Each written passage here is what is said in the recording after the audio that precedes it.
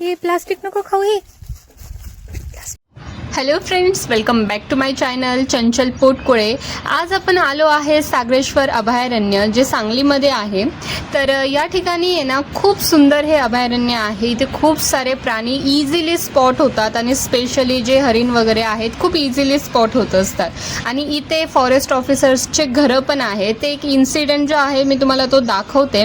Actually झालं असं की इथे घरं असल्यामुळे घरामधला जो एक आपण म्हणू शकतो जे व्हेजिटेबल वेस्ट वगैरे आहे, ओला कचरा किंवा असं, तर ते कचऱ्याच्या बादलीत असतं किंवा प्लास्टिकच्या पिशव्यांमध्ये असतं ना. तर इथली जी हरणं आहेत ते इतकी माणसांमध्ये म्हणजे मिक्स झालेली आहेत की इथल्या घरांच्या आसपास ते वावरत असतात आणि त्यांना काही एक भीती वाटत नाही. आता बघा, हे जे हरिण आहे हे इकडचे सगळ्यांचं लाडकं हरिण आहे. याचं नाव पण काहीतरी त्यांनी सांगितलेलं होतं. तर हे काय करतं, त्यांनी टाकलेला जो कचरा असतो मग तो कुठंही त्यांनी लपून ठेवलेला असला ना बाहेरच्या बाजूला, की तो कसाही तिथून जाणार, शोधणार आणि त्या पिशव्या गायब करत असतो. तर त्या पिशव्यांमधलं जे काही ओलं व्हेजिटेबल्स म्हणजे भाज्यांचा जो काही कचरा एक प्रकारचा निघतोय ते तो खात असतो. आणि त्यामुळे ना त्याच्या पिशवी पण तोंडामध्ये जाणार होती, तर ती पण मी काढली आणि बाजूला टाकली.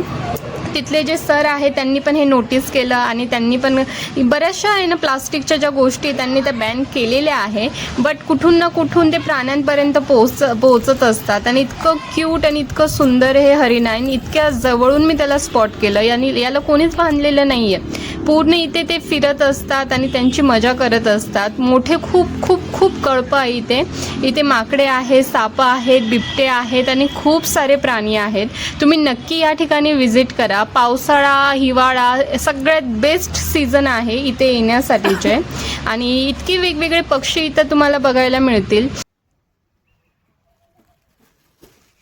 हे प्लास्टिक नको खाऊ हे.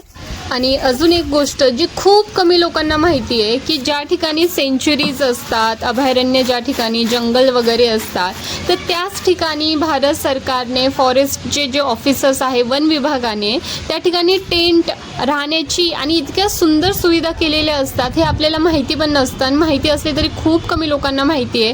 तर या ठिकाणी सुद्धा तुम्हाला टेंट मिळतील, बांबू हाऊस आहे, मचांड असते, प्रत्येक ठिकाणी फॉरेस्टमध्ये मचांड असते. त्यानंतर तुम्हाला रूम्स वगैरे पण आहेत. सगळ्या सोयी इथे उपलब्ध असतात आणि खूप अफोर्डेबल प्राईसमध्ये हे आपल्याला एक्सपिरियन्स करता येतं. बरेचसे जण फॅमिलीसोबत येत असतात विकेंडला म्हणा किंवा हॉलिडेजमध्ये. तर तुम्ही कधी येणार आहे, तुम्ही ह्या ठिकाणी इथल्या यांच्या वेबसाईटला तुम्ही व्हिजिट करून ते ऑनलाईन वगैरे पण बुकिंग करू शकतात. तर कसा वाटला व्हिडिओ मला कमेंट करून नक्की सांगा. Bye bye.